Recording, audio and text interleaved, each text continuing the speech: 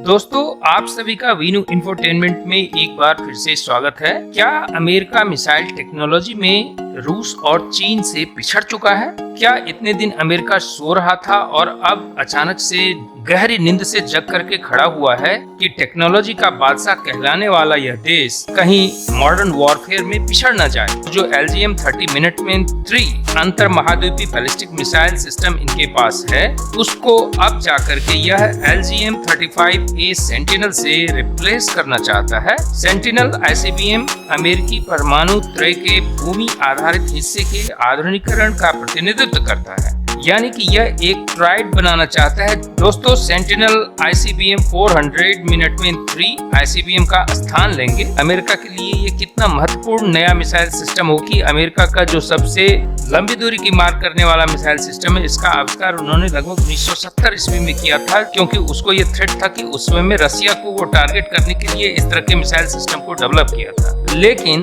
उसके बाद जब 1991 ईस्वी में सोवियत संघ टूट गया और मोनोपोलर वर्ल्ड बन गया, तो अमेरिका को ऐसा लगा कि अब इसका पोटेंशियल एनिमी जो है वह शायद रशिया नहीं रहा है। अमेरिका को अब गहरी नींद से जगने की जरूरत है। LGM-35A सेंटिनल, इसकी रेंज लगभग 5500 किलोमीटर है, यानी 3400 मील है। यह लैंड बेस से फायर करने वाली मिसाइल। मिनटमैन 3 ICBM के लिए मौजूदा प्रक्षेपण सुविधाएं, मिसाइल चेतावनी सुविधाएं, संचार प्रणालियों, बुनियादी ढांचे और प्रौद्योगिकी का आधुनिकीकरण भी किया जाएगा अमेरिका के द्वारा, और आवश्यकता अनुसार उन्हें प्रतिस्थापित किया जाएगा ताकि नई सेंटिनल हथियार प्रणाली को समर्थन मिल सके। अभी उनके पास जो व्यवस्थाएं हैं उसमें इनको चेंज करने की जरूरत है, जो कि मॉडर्न वॉरफेयर के रिक्वायरमेंट के हिसाब से हो, मॉडर्न तकनीकी को चलाने में कामयाब हो सके और उसका रखरखाव भी हो सके और उसकी एक्यूरेसी को भी मेंटेन किया जा सके।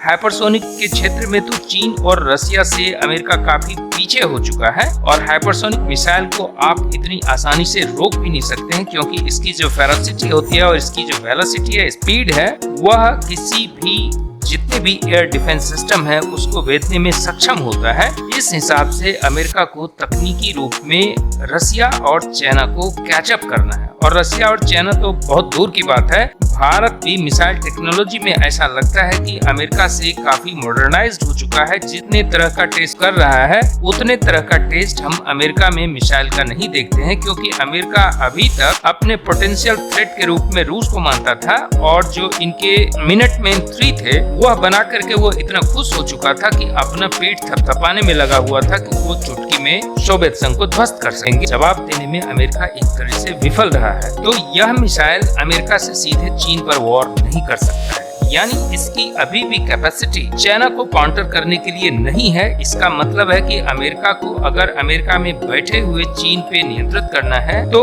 इसको सबसे पहले भारत के साथ रणनीतिक सहयोग करना पड़ेगा, क्योंकि भारत की मिसाइल बेड़े में ऐसी मिसाइलें डेवलप की गई हैं, क्योंकि भारत का पोटेंशियल एनिमी चीन है। तो अगर भारत और अमेरिका का रिश्ता ठीक रहता है और एक दूसरे की मिसाइल एक दूसरे के युद्ध के समय में इस्तेमाल किया जाता है एक दूसरे के हितों की सुरक्षा के लिए, तो भारत एक बहुत ही बड़ा रणनीतिक और स्ट्रेटेजिक पार्टनर हो सकता है। तो अमेरिकी थिंक टैंक जो है, जब तक ये मिसाइल डिफरेंट रेंज के इनके पास पूरी सिस्टम डेवलप नहीं होती है, तब तक भारत के साथ किसी भी तरीके से वह एक स्ट्रेटेजिक रिलेशन बिल्ड करके चलना चाहता है, ताकि चीन को भविष्य में काउंटर किया जा सके।